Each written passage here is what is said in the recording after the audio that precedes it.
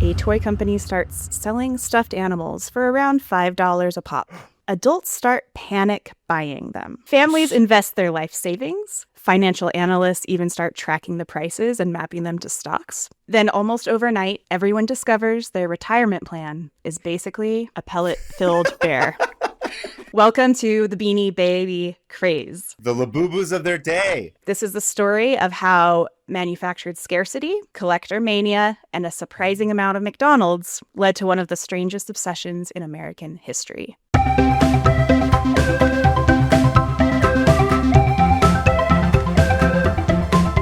Hi, everybody, and welcome to 500 Open Tabs. I'm Kaveh Taherian. My normal co-host, Hannah Hillam, is still off this week, so we brought in another one of the big dogs to fill in for her, or big cats, maybe I should say, because she's a big cat person. Joining me today is the Silver Telly award-winning graphic artist and illustrator, and also world-class editor of the Middest podcast of all time. Please put your hands together for the wonderful, fantastic, optimistic Alyssa Cooper. Oh my gosh. Thank you for having me. Alyssa, welcome back. Thank you for doing the show. Thank you. I'm always happy to be on here. I stress out about it because I want to pick the perfect tab, but it's always a blast. That's how we are every week. We're like, oh no, that's not a good enough tab. I should do this. I should do this. I should do this. And then we end up just doing whatever. And you know what? None of them have been perfect. So I don't know. I have got my list of like top 10. Do you really? 10 tabs. I mean, not like on me, but I don't have it like... It's in my sketchbook somewhere else at the office. I have it laminated on the wall next to me. No. Laminated? I don't. No, but I definitely have like my top episodes that I tend to recommend to people when they're like, oh, you edit on a podcast. And I'm like, here's the ones I love. And they're all like, why did you ask me to listen to this? They're all like, you just wasted an hour and a half of my time. And then they stop being friends with you. Or I have a friend who's like, oh, I still haven't listened to it. And I'm like, it's okay. That's most of my friends are just like, nope. It's fine. But yeah, no, I definitely have my top episodes. They tend to be ones that I think aren't everybody's favorites, but just ones that stuck out to me. And I was thinking about this. I was like, I think I might be your guest who has listened to the most episodes. I think so. By nature of my job. Yes, by the way, that was not a joke. Alyssa is our editor. If you're listening to for the first time to this podcast, Alyssa is also our editor in the podcast. And so she will occasionally make an appearance as a guest as well. The only reason we don't have her on every week is because it would be incredibly difficult for her to be editing and prepping tabs and being on every single week. It's too much of a strain. Oh, yeah. Yeah. I mean, yeah, prepping a tab is no joke. You guys make it seem very easy and fun, but like the amount of work that goes into it is legit. It's funny. I don't think anyone ever said that I make it look easy. I think we make it look exceedingly difficult by our inability to focus on anything. But yes, thank you. From my perspective, I'm like, wow, They just rolled into that. I think I've mentioned this before. Hannah like bullet points randomly, and I will have a strict script that I've beat it out. Like I've written out like, okay, I got this, and this. Oh yeah. And sort of allow for places where we'll just chat about whatever. It's fun. Like I can totally tell just editing between the two of you. Like you have completely different styles, and I mean they complement each other really well. But especially since we've gone to the one tab format, it's so interesting. Like it's much more obvious. Oh yeah, I'm like, okay, so this is a Hannah week. This is a Kaveh week. Where would you put yourself now between the two of those? I have a script written. Okay. Because that's my girl. Yeah, I'm a planner. I tried bullet pointing and I end up forgetting stuff. So, yeah, exactly. Yeah. I want to make sure I don't lose any of those extra details that are like fun. Exactly. I also full on practice beforehand. So I have like an idea of how long it goes, how long it takes for me to get through certain points. Oh, you'll do like a full on like 30, 40 minute like fake presentation? Yeah. That's impressive. I'll do the thing where I'm like talking to myself in the shower as I'm trying to remember it and trying to make sure that like as I'm figuring out points, but I don't do like a full beginning to end practice of it. Well, especially with this one, because this is the first time that I'll be presenting a tab like solo. I was like, I got to make sure this is going to. That's not true. You did the weird machine one a couple years ago. No, but like that was a dual tab. So like you I see also what you're saying. Like the whole episode is yours. Yeah. So I was like, do I have enough to fill an actual episode? Listen, that's what I'm here. I'm full of shit, and I'm here to fill the episode with as much excrement as possible to drag out that time. Well, on that note. Yeah, what do you got? I mean, unless there's anything else you want to cover. No, I think we about covered me talking about bullshit for... No, let's do it. What tab did you bring for us today, Alyssa? All right. So, can't wait to see how you react to this one, because I suspect I think you're going to have feelings about it. Okay. They might not be positive, but I think they will be fun. All right. So I will set the scene. Mm-hmm. It is the 1990s. Mm-hmm. A toy company starts selling stuffed animals for around $5 a pop. Uh-oh. Adults start panic buying them. Families invest their life savings. Financial analysts even start tracking the prices and mapping them to stocks. Then almost overnight, everyone discovers their retirement plan is basically a pellet-filled bear. Welcome to the Beanie Baby craze. Woo! The Labubus of their day.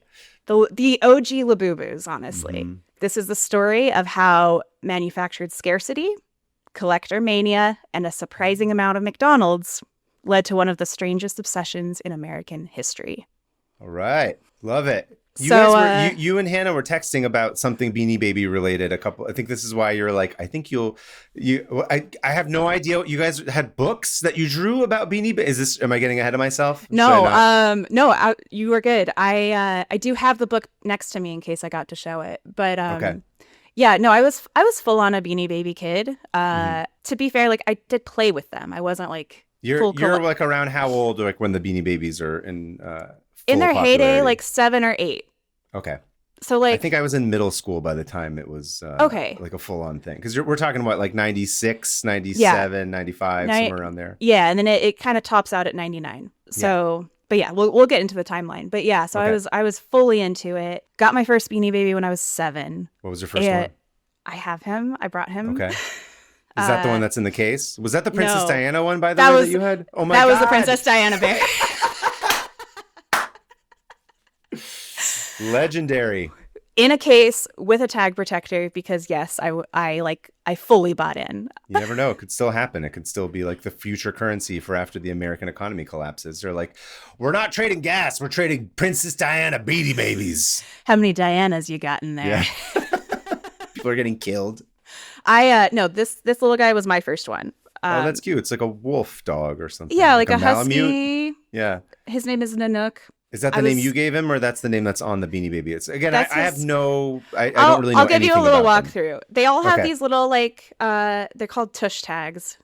I'm bummed that I know tush that. Tags, okay. Because they go on the tush. It's so dumb, but they all have their names there, and then the actual, which I'll show Diana again. I'll concede that is a cute dog. It's a cute dog, right? What was his name? Nanook. Very cute. Yep. It's hard. I don't know how you're helpless basically at 7 years old to get a little Nanook like that. It's it. Your life is over. Yeah. And something that they were really smart about was the price point. Like this is easy for parents to be like, sure, I'll get you a toy. Yeah. $5 isn't nothing. That was the price point of all the Ninja Turtles toys when I was a kid too. It was like $5. Like the expensive ones were $6, but like 5 is easy. That's a $5. Boom. That's right so there. easy to buy into. And very like innocuous to start collecting because you're like, well, it's only $5. Why not? But yeah, all of them actually do have this like heart-shaped hang tag. Mm-hmm. This one's in a little protector. Oh, it's very extra. They'll survive the nuclear holocaust. It better. And each one has a poem inside. Really? All of them? Except for the original 9 because they didn't come up with the poems. Original 9? Yeah. Oh, I didn't know. Okay. Okay. Oh, okay. You're going to get into all the lore. I'm going to get into the lore. Questions. Okay. But to close the loop on the book thing, yes, when I was a kid, my child best friend and I were obsessed with Beanie Babies, and we made a book of our own with little drawings and poems. Hold on, what does it say? Fire Ant? Fire the Ant? Yeah, this is Fire the Ant. The poem's really good. You can tell that we spent a lot of time on this. Are you able to read the poem, or is that a bridge too far to ask you to do it? He's red. He's smart. He likes sweet tarts. Mm-hmm. He once was big, but now he's small, but he's very tall. Yeah. This is 7 years old? 7 or 8, probably. That's great. That's a good poem for a 7 or 8 year old. And also, so basically, for anybody who's not watching the YouTube version of it, Alyssa has these 8.5 by 11 papers that are they stapled together in a book? They are stapled together. Yeah. Yep. Horizontal. Yep. The cover says, what does it say? New Beanie Babies. Thai. That's not an apostrophe S. That's just a dot. That's part of the actual decor around, like the design around it. Yes. It is an apostrophe Oh, S it is. because I didn't know what grammar was. Oh my God! You know what? The world has bent to your inability to know the difference between plural babies and apostrophe S, because that's all anybody does on the internet now. Everything is apostrophe S when they mean to do IES. It drives me insane. Drives me insane. Yeah. It's this everywhere. Could have been right now. It's kind of funny. I'm sure there's kids right now who are reading stuff on the internet who think that, plural and possessive are the same thing. I actually drew these last night. But yeah, one night we went to town on these because our parents were talking, and my friend didn't have video games or anything. So this is how we filled our time. That's awesome, though. I think that's a great exercise. Yeah. And I've saved this book my whole life, basically. And I'm in the middle of another move. And so this is why I texted it to you and Hannah, because I uncovered it in the move and I was just like, this is such a like relic of the 90s. It's awesome. And it's sweet. It's kind of embarrassing, but in like a fun way. I'm obsessed with it. Yeah. I don't think it's embarrassing. You said, because Hannah also did this as well. Is that what you guys were texting Hannah about? like immediately was like, oh my God, I know exactly what that is. Yeah. So I will get into the lore now. Okay. Thai. A lot of people think the company Thai is an abbreviation like TY. No, it is named for its founder, whose name is Ty Warner. Mm-hmm. And we won't get super into him. He's not the best guy, especially later on. Like they find that he does a lot of tax evasion, and he's a capitalist. I didn't feel like going down that road. I think there was like Zach Galifianakis played him in a movie a couple of years ago. I watched like the first half of it, and then we had to like go somewhere, so I never finished it. But I remember it was like kind of funny. Like I don't remember any of it, but I do remember it was kind of insane. Yeah. That movie, I need to watch it actually. But from what I was reading, like it's not much of an exaggeration. Okay, it's pretty accurate. Yeah. But yeah, so we've got Ty Warner. He is 40 years old, and he starts to think like I'm gonna make my own toy company. And that's in 1986 because he tried acting and that didn't work out. And he tried being a toy salesman and got fired from that. So this was just the next step. Building logical his own toy extrapolation, company. Yeah. Actor to toy salesman to toy creator. That's the linear progression. Mm-hmm. And so originally in the 80s, the company sold these like life-size plush cats. Mm-hmm. And they were very different from other plush on the market because Warner had encountered these toys in Italy that were understuffed and filled with pellets instead of like stuffing. Yeah. And so people like for the longest time were like, oh, they're understuffed because they're trying to save money. And maybe that's true. But he said it made them more fluid and more posable, which is true. Like they're floppy, right? They're floppier, yeah. And he thinks like, oh, well, this makes it more lifelike for children. Like this is the better toy. And so it's important that that's where he starts because that's where the Beanie Baby actually comes into play. He decides to shrink down the toy, and he introduces the first Beanie Baby in 1993 at the North American International Toy Fair in New York City. Yeah, I was going to say the one in New York City. Yeah, it's a very famous one. Yeah. And it does okay. Like it doesn't get a whole lot of attention. People aren't psyched about it, but it gets some attention. And so enough where he starts. They're like, it's not a Barbie and it's not a Ninja Turtle. What are we supposed to do with this? I mean, absolutely. Yeah. Like you're going out against these big hitters. And also, like I said, this is a weird stuffed animal at the time. People are like, why is it a beanbag? Yeah. Because you can play, hacky sack with it too once you get bored with it. I think people did. I think kids did. It's definitely got hacky sack vibes. Yeah. It's a sentient hacky sack being like, no. Ow. So yeah, like I said, not most popular, but it gets a little momentum, and he makes what are called the original 9. So 9 different characters is what they call them. There's like a platypus, stuff like that. And these are manufactured and sold in Chicago, like I said, for $5 each. And I did do the conversion for today's money. That would be about $11 now. Okay. Again, so like super easy price point for people to. It's a cup of coffee now. Truly, which that's a bummer. That's it's a gallon of gas. Half a gallon. Let's be. Half a gallon. That's true. Yeah. But yeah, so they're only selling in Chicago at this point, and sales aren't taking off the way that Tai wants them to. And so we're around 1995 now. And the company just decides, like, all right, we're going to put some changes in place. The first being that each character gets a poem and a birthday in their tag. Okay. This is to make them more appealing to customers, more like personality. Yeah. Which makes total sense. And I will say that is credited to employee Lena Treverdi. She's mentioned in a few different articles. So just giving her that shout out in case she listens to our show. I'm sure she does. In fact, she wrote in our listener email this week. What?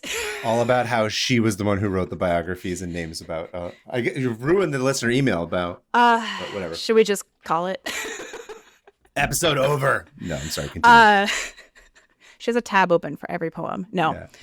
But then more importantly, the company decides to start restricting production and distribution. And this is where we come into that like manufactured scarcity that I kind of mentioned. Yeah. So they put limits on on what retailers could sell the Beanie Babies.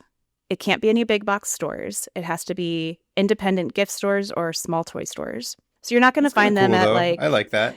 Right. It's very kind of like support your local business. Yeah. Sort of, but it makes them harder to find. Like, oh, I have to go to this like boutique on a Saturday instead of just stopping in at Toys R Us, right? Then the retailers are only allowed to buy 36 of each character every month. Interesting. So why that number specifically? So I'm wondering if it's this will come into play when we talk about Princess Diana Bear. Okay.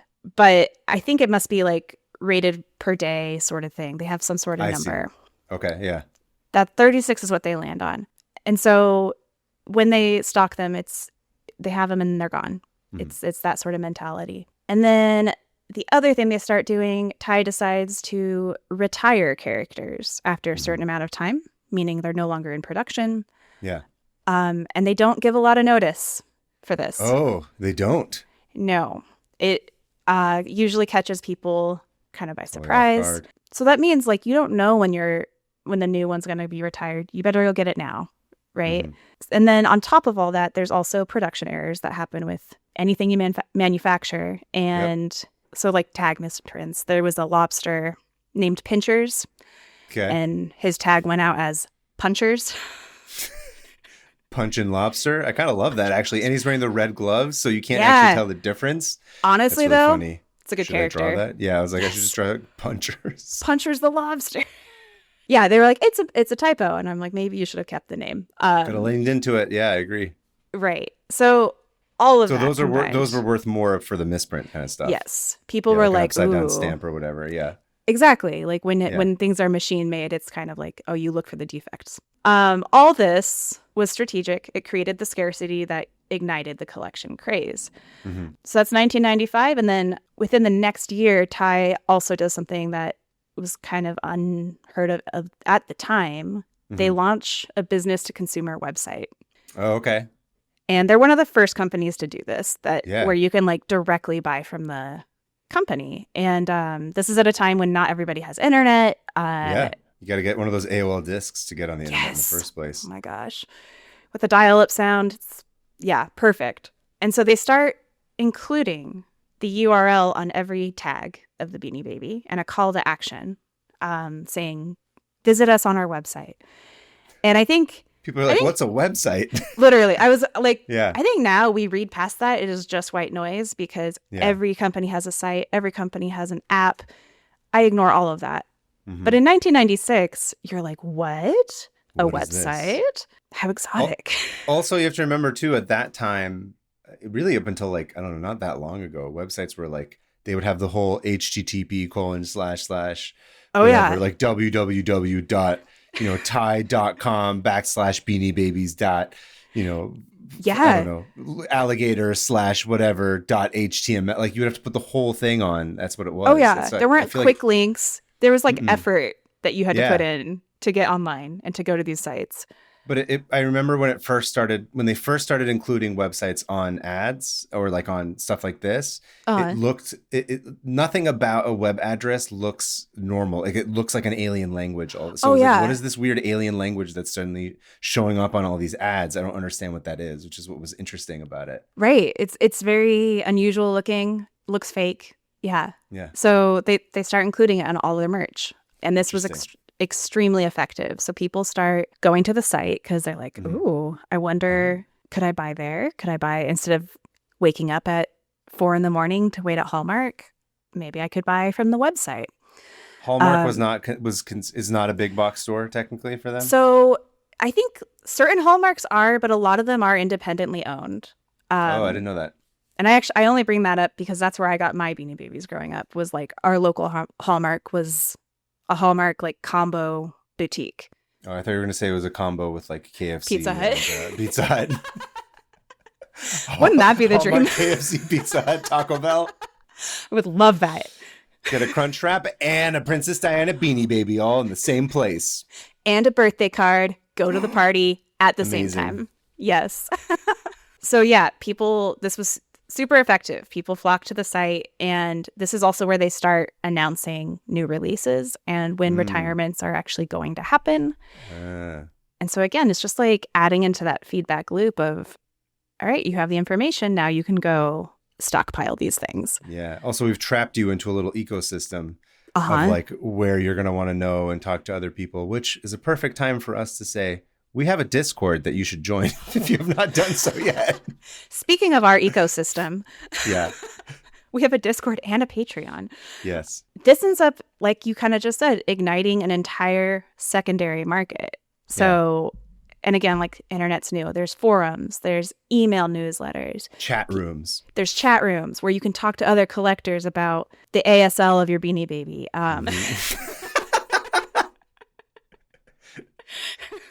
Age, sex, location for the younger listeners. Oh yeah, this is a do they dated still tab. use ASL? I don't think they do it anymore. I don't think so. Because I feel like no one goes into chat rooms anymore. No. Do they exist still? I think the last thing... people do like chats under like a live stream and stuff, but like a chat room of just going... Like, here's the thing. You used to go into AOL or whatever, and then you'd be like, oh, you want to go into this chat room and just talk to a bunch of strangers real time. And you're not posting on a board. You're literally having a real time chat with randos. With another human who says they're this person, and they definitely aren't. Everyone's lying. Everyone's lying. 100%. So yeah, there's a surge in price guides end up being published a lot online because people are like, how much is my collection worth? And it's not like now where you can Google it and have an answer that's relatively, or gives you like a cost comparison. No, like people don't really know. It's really based on other collectors. Or it's based on the people printing the price guides in the first place. Yes. So like you say printing, there is a magazine that comes about called Mary Beth's Beanbag World. Yes. And this is like the golden age of like magazine, like dog shit. Like I would just buy everything. Right. Because what you were talking about reminds me of Wizard. Do you ever read Wizard magazine? It was the comic book one. I don't think I got that one. Wizard was the comic one. It's probably like the Beanie Baby equivalent, where it would just be like, here's articles about comics and new stuff that's coming out. And then the back 30 pages were like listings and the prices of comics. Oh, yeah. At that time, this is actually a perfect parallel. It's like that was when the comic book bubble was like all of that was speculative. I don't know. This is interesting that all this stuff happened in the 90s specifically, but right. Like it did kind of just catch on. And I wonder if, the internet had something to do with like how lucrative it got. I don't know. But yeah, Beanie Baby is very similar. The Wizard magazine for Beanie Babies. Funny. It sounds better than I shouldn't make fun of Mary Beth's Beanbag World. I'm like, what's wrong with Mary Beth's Beanbag World? That sounds like an awesome store, actually. Actually, yeah, I would go there. Yeah. I'd be bummed if there were Beanie Babies. Yeah.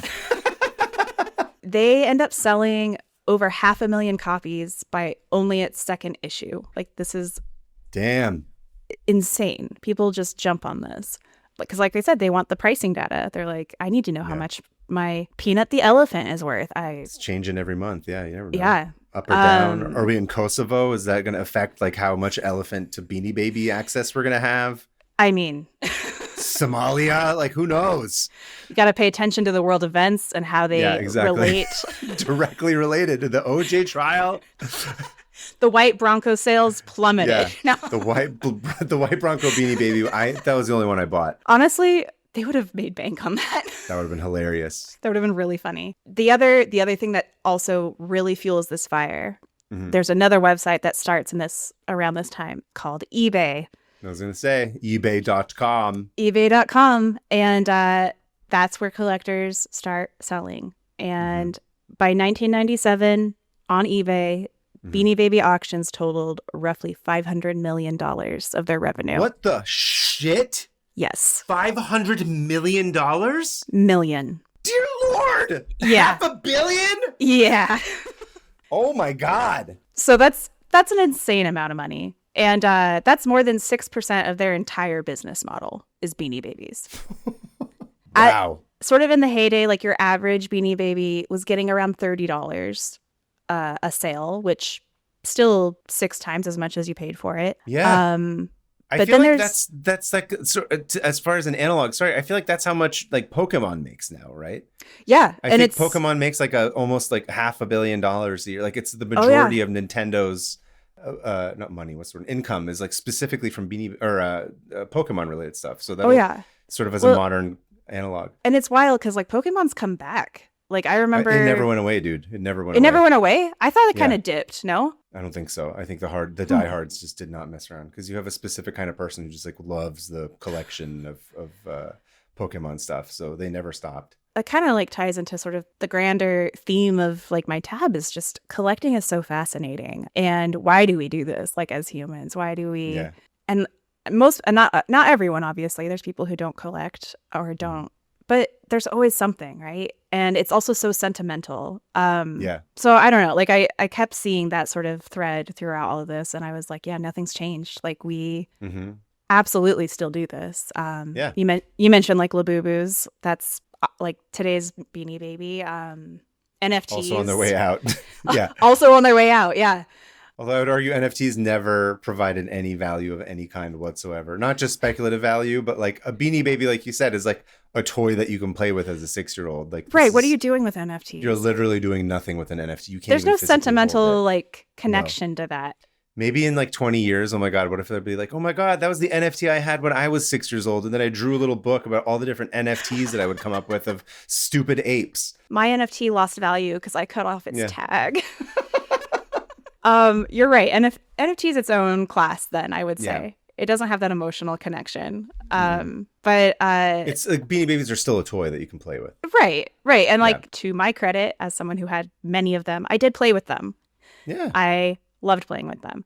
I don't think anyone's faulting little kids for playing with Beanie Babies. I hope not. You know, they're kids. They're designed for kids. So yeah, average resale around $30, but rarer characters went for much higher. And so I say that, of course, everyone thinks of the Princess Diana bear. Yeah. So yeah, the Princess Diana bear is kind of legendary in that that's what people think of when they think of Beanie Baby collectors, right? Like, as I showed, I still have mine. And I think she went into that plastic box a week after I got her. Like, it was immediately like, oh, well, this one's going to be worth a lot one day. Yeah. And so, like, why did she get such a buzz? There actually is some reasoning behind that. They announce... I would like to think because of her horrific death, specifically. No. Well, okay. I also, like, looking at this, I was like, wow, they really capitalized on that fast because she dies at the end of August in 1997. And by October, Ty announces, we're putting out a Princess Diana bear. That's so long? I would have thought they would have done it like 2 days afterwards. You think even sooner? I feel like that's still abrupt, especially for, like, the way she died. Yeah. I don't know. I feel like now, I mean, maybe that's just the times we live in now. I feel like now they would have done it like within like less than, because you're like, oh, it's Princess Diana's car crash is trending on Instagram. We got to make sure we capitalize on this. You're so right. Yeah. Use an AI to make an ad about it. And then like, we're going to generate these things in whatever, China, and then pay for the tariffs and not care. Like, no, you're absolutely right. And like hashtag Princess Forever. Like, yeah. Are you kidding me? October? If someone dies in August, by the time October, someone else is dead, and that's going to be more important, and no one's going to care anymore. Maybe I was harsh in judging them for this. And also, they only announced it. She wouldn't hit shelves until mid-December. Oh, but in time for Christmas, so that's smart. So that's important because it's mid-December. That means retailers can only order 12 of her. They can't get the 36. And so, because of that, she seems so much rarer. Like, there's just none of her. And it's so evil, man. It's going to be like another Princess Diana style car crash of people trying to go buy these things because they're so limited. Oh, I have some great examples of how insane people get. Oh, I believe it. Yeah. But yeah, so also because it was a Princess Diana bear, very unlike anything that they've made. They're making, like dogs and cats and not bears based on people's deaths. Clearly there was a market for it. I don't know why they didn't do it. I don't know why they didn't do more of it. Yeah. Everyone assumed she would be a limited edition. And so coming up next, the JFK Jr. dog. They really missed out. I'm just saying. People would have bought it.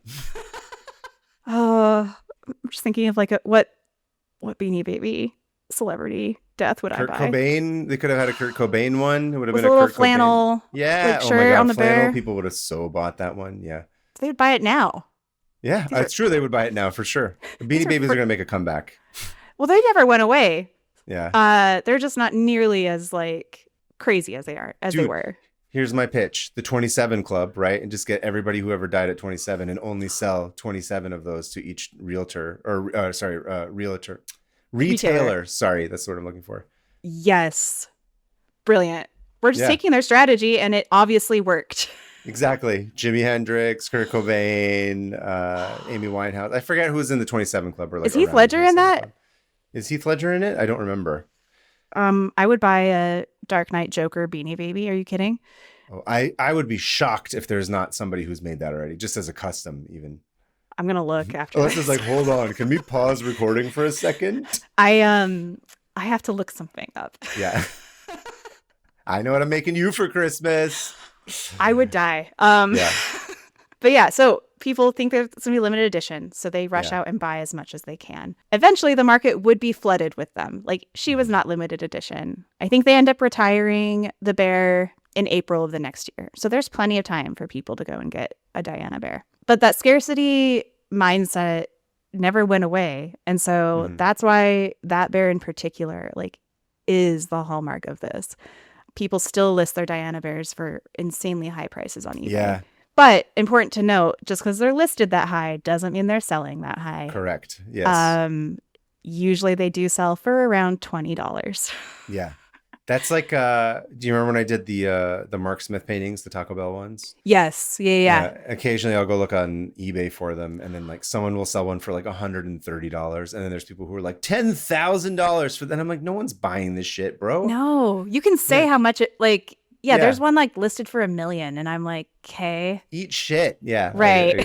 Yeah, not happening. Unrelated. We should probably get some of those Taco Bell paintings. I haven't checked in a while to see if they're still selling, but those were so cool. I loved that episode. They're the best. I love them too. I always hoped that by this point we would have had a big studio, because we would have had more than tens of listeners, and we would have just had them all up on the walls. But unfortunately, join the Patreon. Join the Patreon. We'll be selling Alyssa's exclusive Princess Diana Beanie Baby for $10 million. Serious offers only. Thank you. Yeah. The people who listen to this podcast are clearly sitting around on $10 million in their pockets. That feels right. Yeah. Yeah. So that's my note about Princess Diana Bear. That is why she is so known. And yeah, it's crazy. That's why I haven't gotten rid of her.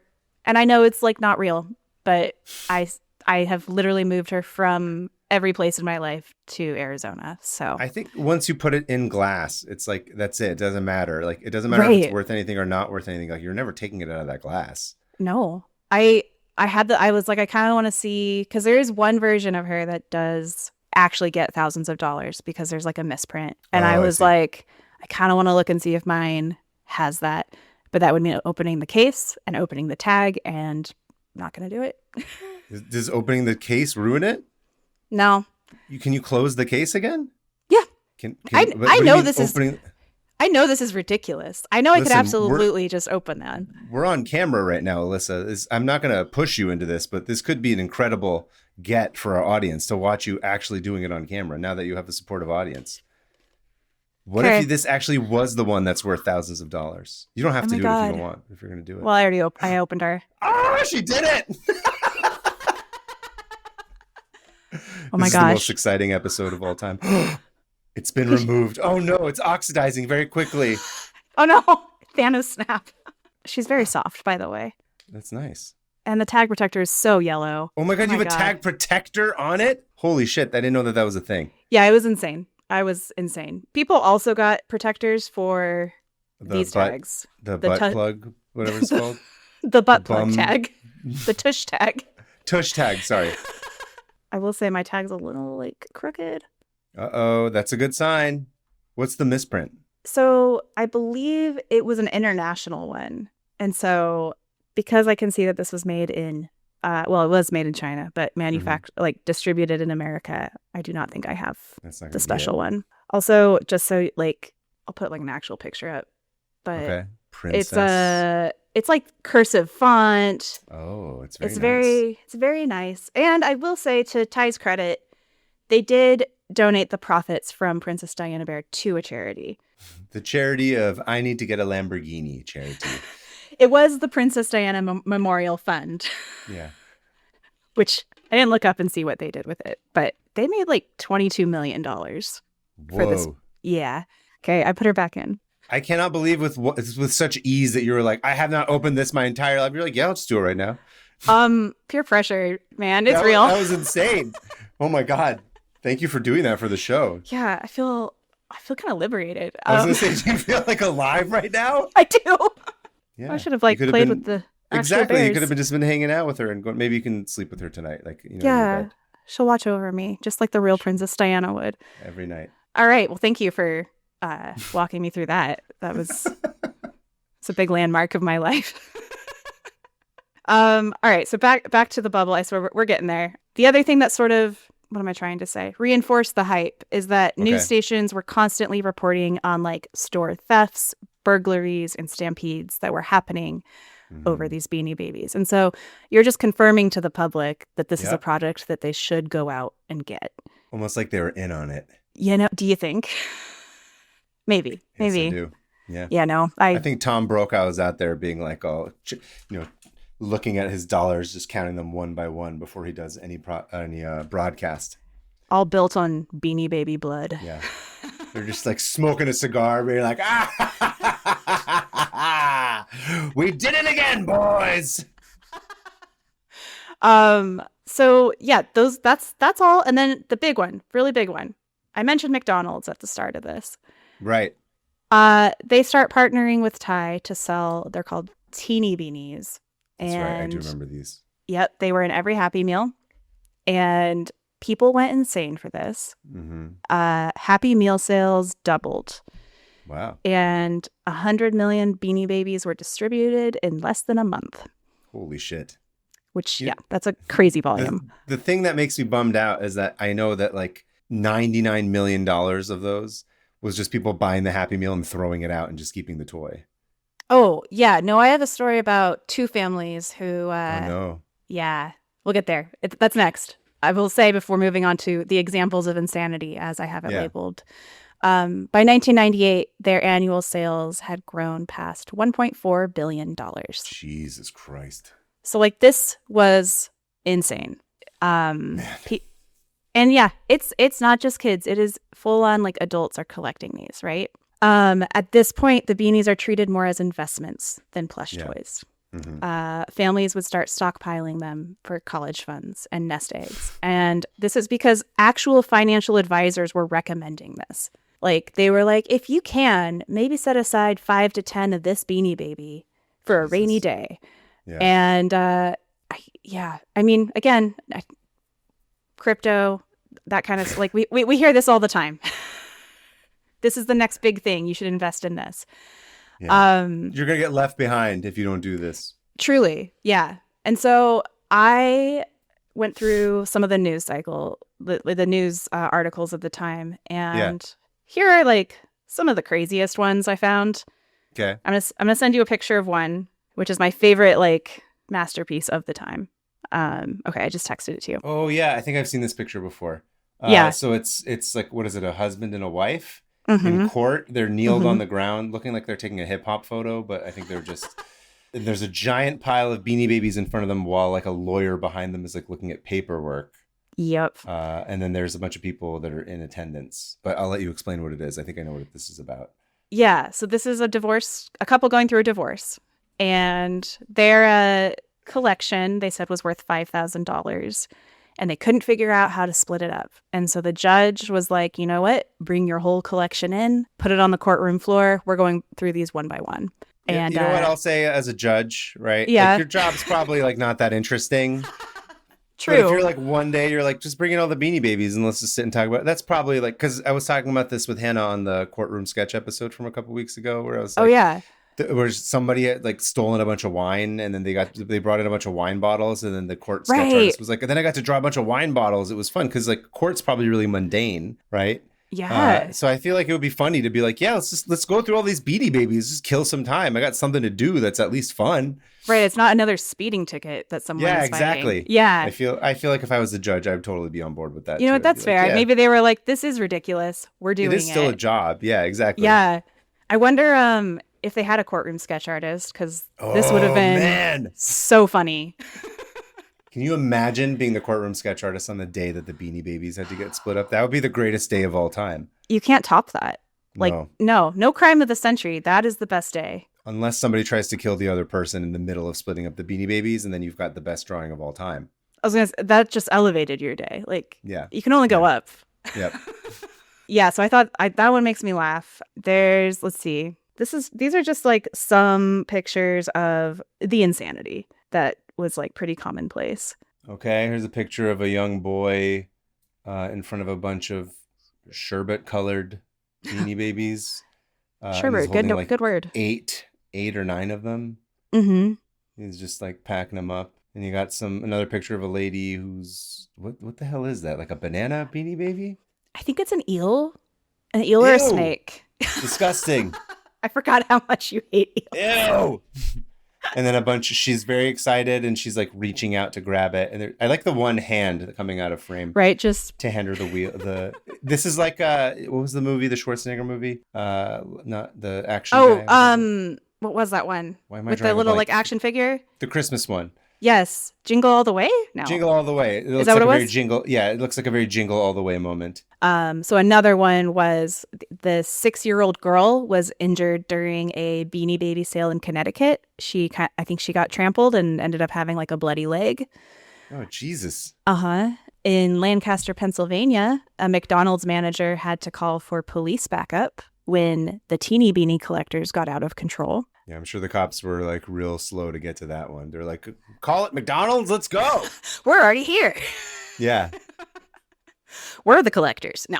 Yeah. They're like, sorry, we heard there's a bunch of Beanie Babies at the local donut shop. We're going to go check that out first. Yeah, so they had like 50 different collectors just like jammed into this McDonald's and starting to get rowdy / I don't know if it escalated to like pure violence, but they wanted the next beanie of the set to go on sale. And the McDonald's cashier was like, I literally can't do that until we're out of the first set. And so people were like, fine, we'll just buy up the rest of them. And so it descended like into chaos very quickly. Jesus. There is a couple named the Ward couple, the Wards. They ate 3 Happy Meals a day each in order to get every limited edition teeny beanie. Listen, as long as they're not doing food waste, that's all I care Yeah. about. That's okay. That's their business. Also, Happy Meals, they're not that big. They're for little kids. That's true, actually. I would absolutely eat 3 Happy Meals right now. You kidding me? That's like 3 teeny burgers and like a quarter order of fries. You're right. That is actually like a solid lunch. Yeah, that's like the equivalent of like a Big Mac, probably. Could you do it every day, though? I mean, there's that documentary where that guy apparently got healthier from doing it. I don't know. That was all a lie, apparently. That's what I read. Yeah. They made us watch that like 4 times in high school. Really? Oh, yeah. They were like, this is what happens. 4 times? Yeah. Every health class. Super Size Me is the Super doc, Size by Me. the way, Yep, that's the one. I don't know what we're talking about. Where Morgan Spurlock. Didn't he die? Did he die? I think he died. Did he? One of them died. I swear Morgan Spurlock died. He did die, yes. 2 years ago. Whoa. I didn't realize he was gone. Not as a result of the Big Macs, from what I understand, but he did pass away. I am sure that was everybody's first question, though, when he... Yeah. Like, was it the McDonald's? It was only a month, too, by the way. Around like half this country survives on McDonald's their entire life. Right? Yeah, there's some like actual deep issues with that doc. Yeah. We don't have time for that today. But so something that I thought was funny about the Ward couple in their article. Their daughter said she was worried about them, saying that her mom, she buys them clothes. They have them all over the house. She just bought the one in the kitchen, a special chef's outfit. And like for your kid to go on the record and be like, I'm worried. It sounds like something my wife would do. Little outfits. I mean, it's kind of cute. Yeah. But the couple responded, it's better than gambling or drugs, right? We only spend Fine. about $500 a month on beanies. Should have been buying Apple stock back then. Actually, though, yeah. But they were being told, like I said, by literal financial advisors, this is the sound investment. There's like TV financial advisors though, right? Not like Charles. They're not calling up Charles Schwab being like, "What should I do? Where should I put my money?" Not that I saw, but this actual is like the Jim Cramer equivalent, or like whoever of back in those days. Yeah, right. Dave It's like Ramsey maybe or somebody, take it with a grain of salt. Maybe don't listen to this investor. Maybe if the investors are telling everybody at the same time that they should invest in something, that it's probably too late to invest in that thing to make a bunch of money. Isn't that kind of always the case? Another family, the Robinson family in LA, their story got pretty well known. They spent around $100,000 on their collection in the hopes that it would eventually put their 5 kids through college. Could have saved that $100,000. That's what I was like, what was the $100,000 for? They also ate the McDonald's multiple times a day to the point where the kids started faking being sick because they didn't want to eat any more Happy Meals. Can you imagine being a child being like, I've had too many Happy Meals? Like, that sounds like every kid's dream. Right. Like, what is that amount when you, as a kid, draw the line? Like, that's how bad. Like, Mom, can I have an apple, please? One vegetable? Water? Yeah. My teeth hurt. Teeth hurt. I don't feel good. Yeah. So that was that. And then one more that I thought was hallmark of the times. A truck carrying teeny beanies in Atlanta crashed and spilled merchandise across 5 lanes of highway traffic. Oh my God. This is like a Simpsons gag. I wouldn't be surprised if like this actually is shown on Simpsons. But motorists risked their lives to go grab them from the road. This is during rush hour. Rush hour. Yeah. Which is during happy hour. Which is also happy hour. So like, all these drunk people just being like, get out of my way. I need that teeny beanie. Yeah. So yeah, just a little window into this mania. Like this stuff was all over the place. So when and how did the bubble burst? Because for me, I remember being super into them and then they kind of just disappeared. And I don't know, like I just thought I grew out of them. But they came to a pretty quick halt. So sales began to lose momentum in 1999. And one of the reasons why this happens is the company decides to release 24 new characters at the same time, which is overwhelming. Like that's a lot for collectors to try to keep up on. Yep. So sales start to dwindle, right? Yep. And Ty is like, okay, how do we get people like back into the stores buying more of these? I know. We're going to announce that all of the Beanie Babies are retiring on December 31st of 1999. I kind of love that though. That's smart. It's definitely like a stunt. Yeah. And it wasn't real. They weren't gonna do that. But he was like, this will get people back in the stores. And then at this point, I should mention, I think there were around 160-ish different characters, different Beanie Babies. And so he's like, this will do it. This will rekindle demand. Instead, it ignites this massive wave of panic selling because people are like, oh shit, okay, the bubble's bursting. Got to get out while I can. Yeah. And so the market ends up getting absolutely flooded with inventory.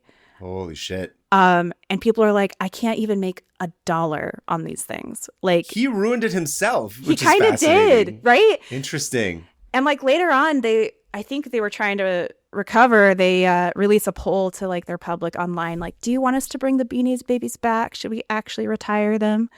And I'm like, did you think like that was gonna save it?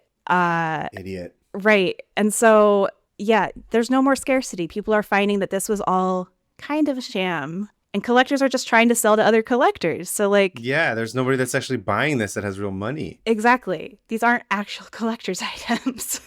And so it happened almost overnight, like truly. And families that poured their savings into these investments now discover that their collection was basically worthless.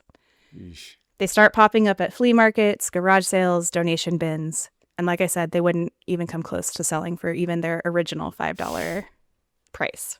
So that is the burst of the Beanie bubble. And like I said, Beanie Babies are still around. They have like this new iteration where they have these like really giant eyes. I kind of hate them. Mm. I don't think they're nearly as cute as like the first ones, but So the company didn't go bankrupt. It's still around. it is still around. It is Did they still get bought and around. they're like a subsidiary of something or other? I'm trying to remember. I know I did read this. Tie.com is still around. You know, I still think Ty Warner is in control of it. He also started investing in like real estate and stuff like that. Yeah, see, when I'm looking at the website right now, this is what I was going to say. Is like I would think that they would pivot to the like Funko model where it's like you just start licensing everything out. Yeah. So there's like Bluey and Mhm. Jasmine, and that's just the kind of Mulan. That's what I'm looking at right now on the website. Right. And that's, you know, to that point, like the kids I know that have Ty Beanie Babies now, it's always a Yeah, character. It's never yeah. like, this is a random snake Beanie Baby that I love. It's always a character. You say random, I would say an original character. Oh, It's I'm like it sorry. has to be Yes. associated with a different IP. You're right. Yeah. It's its own thing. Ty, if you're listening, we have an idea. Alyssa and I just discussed It's this. We're pretty not going to good. include it. Yeah, Yeah. We're not we like, actually do. yeah. No, I think it would do really well. It has some legs. Yeah, I think we could do it. If anyone is interested in a TV show about the Beanie Babies that works in Thai corporate, let us know. Reach out to us. We've got a pitch for you. Yes, we do. That is kind of the end of my tab. What are your thoughts on like, I just kind of wanted to pick your brain about collecting, especially we both go to like Mhm. conventions. We see people do this where they line up and buy, you know, 10 of one item and then go Yeah, out and turn around and resell it. Like, I don't know. I just, something about reading about this and seeing how sort of rabid like these adult collectors got. yeah, It just kind of bummed me out. Like there were so many stories where people were like, "Oh yeah, I saw kids walking away from the store empty-handed." Meanwhile, you see adults hmm like carting yeah, armfuls. yeah. And yeah, I don't know. I think it kind of hit me too because I was like, yeah, for me they were toys, and yes, I liked the collecting aspect, but I played with them. They were emotional, and so kind of back to what Yeah, we were saying about that sentimental connection. yeah. I don't know. Any No, thoughts? yeah, no, it made me think of obviously the analog we keep mentioning was the Labubu. Hmm. But the Labubus are interesting because I've seen these like think pieces that people write about it because they're just like, why are they so popular? And like the general consensus seems to be like everything is such shit and the economy is so destroyed and like we're all so like absolutely like screwed Hmm. that like why not just spend $30 on some dumb little thing that makes you feel good because it's Oh funny or yeah. cute or whatever because you're never going to afford a house, you're never going to buy a nice car, you're never going to get any of these things. So it's like these are the little luxury items that I shouldn't say working class, we're not like, we're not coal miners or anything, but just like middle class people can afford. Absolutely. Yeah.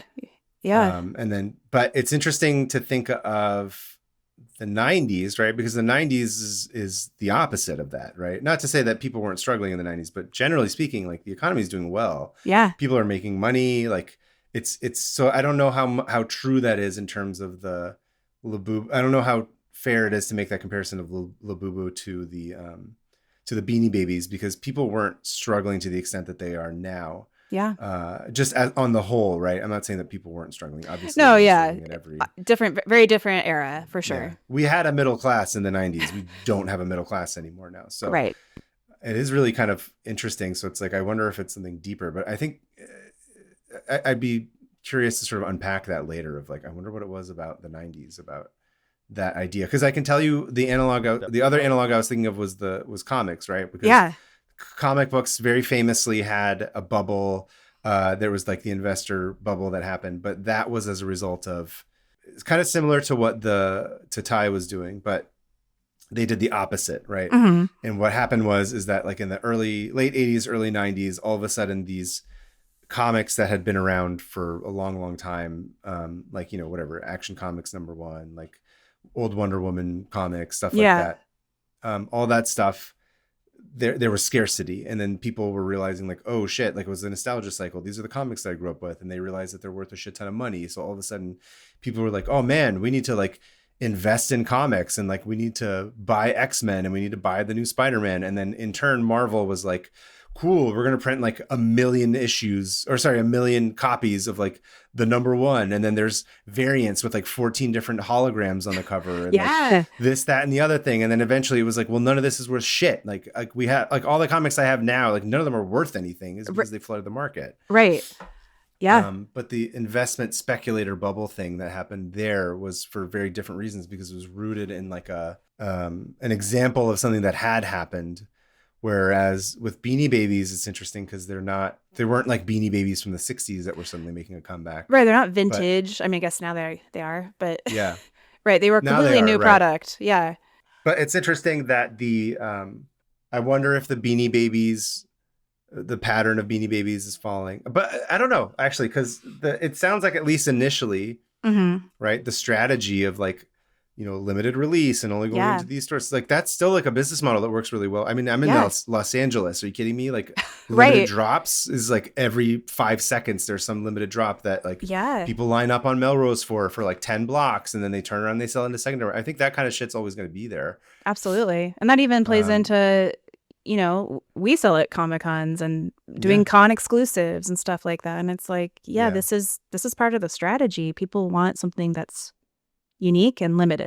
Yeah. I think the broader problem though is sort of what I was saying about the Labubu, where it's like, we live in a hellscape. Like everything's terrible. Like it's so much, you can't afford real art in that same way, but it's like, well, if I can get this one exclusive thing, I have this one personal thing that's mine. Like that's the closest I'm gonna get to owning like a Picasso or some shit like that. You know what I mean? Like everybody wants something that makes them feel special. I think that's sort of maybe the emotional reason behind it, but also just the sense of desperation where it's like, I have something that like is special, and then maybe I can make money off of it someday. But I think the aftermarket people are always going to be there.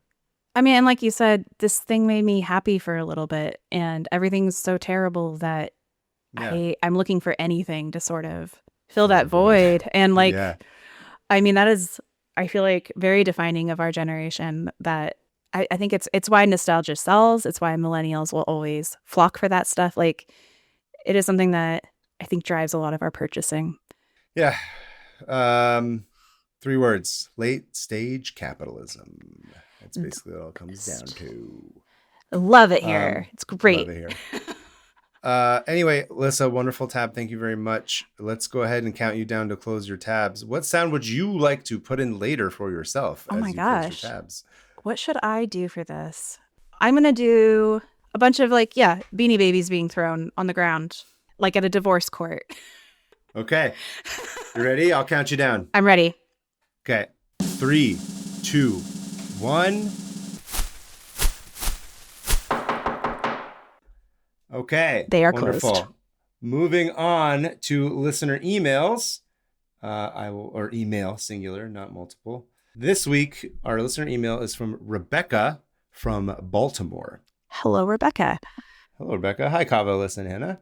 This is a tab that I opened over a year ago, actually when I moved here, because I saw merch for something called Mr. Trash Wheel at various places around the city, but without the context. I was delighted when I finally read about him. Basically, for over 10 years now, there have been these big wheels with googly eyes that help catch trash from runoff before it gets into Baltimore's harbor. There's a whole family of them, though the OG is Mr. Trash Wheel. There's also Professor Trash Wheel, Captain Trash Wheel, and Gwenda the Good Wheel of the West. Oh my gosh, incredible. Mr. Trash, can you start calling me Professor Trash Wheel? I feel like that's like a great nickname. Be honored to call you that. Yeah, I would appreciate that. Mr. Trash Wheel was drafted by the Ravens football team not too long ago, and he's a social media icon. I highly recommend checking out his Instagram page. Anyways, it's a pretty fun way to highlight and help solve an important issue in the city. It's always good to say hello to Mr. Trash Wheel whenever I'm in the Inner Harbor. They've included links. I'm a big fan of the show I've been a big fan of the show since the beginning. Keep up the good work, Rebecca. I need to send you these links. Yes, so I got to see Mr. Trash Wheel. Incredible name. That's Professor Trash Wheel to you. I'm sorry. I forgot you went to. I didn't study 5 years of trash wheeling for nothing. All right. Oh my gosh. I got my doctorate in trash wheel. It's amazing. This is so much better than I thought it was. Yeah, exactly. It's even better than you thought it was going to be. Those eyes are insane. Oh my gosh. Everything should have this. Yes. They're really cute. It looks like an old timey water mill.